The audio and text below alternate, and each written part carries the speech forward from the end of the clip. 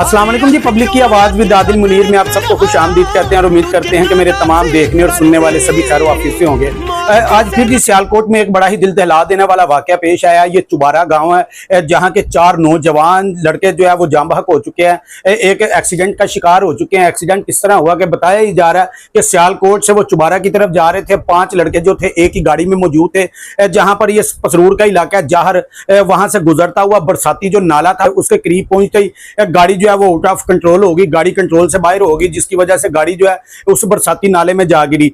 बताया जा रहा है जो ड्राइवर था वो तो वहां से निकलकर जख्मी था लेकिन फरार हो गया, कहीं चला गया। दूसरे जो 4 नौजवान थे, एक की उम्र 30 साल बताई जा रही है, एक की 25 साल, एक की 24 साल और एक की 22 साल, जिनमें जो लड़कों का नाम बताया जा रहा है, एक का नाम अली था, एक का नाम उमर था, 2 लड़कों का नाम जो है वो अहमद बताया जा रहा है। तो जो चारों लड़के अंदर रह गए थे वो चारों की डेथ हो चुकी है। जहां पर रेस्क्यू 1122 ने मौका पर पहुंचकर तिबी इमदाद देने की कोशिश की, लेकिन जो खुदा को मंजूर था आखिरकार वही हुआ। लेकिन यहाँ पर मैं एक बात जरूर कहना चाहूंगा कि कभी ना पहुंचने से बेहतर है कि हम थोड़ा सा देर से पहुंच जाए। हमारी छोटी सी गलतियां हमारे जो पीछे रह जाते हैं, हमारे बहन भाई अजीजों कारब, उनकी जिंदगियां बर्बाद कर जाती हैं। जिन माओं के ये बेटे गए होंगे, क्या हमें लगता है कि वो माएँ कभी जिंदगी में यूं खुशी से जी सकेंगी?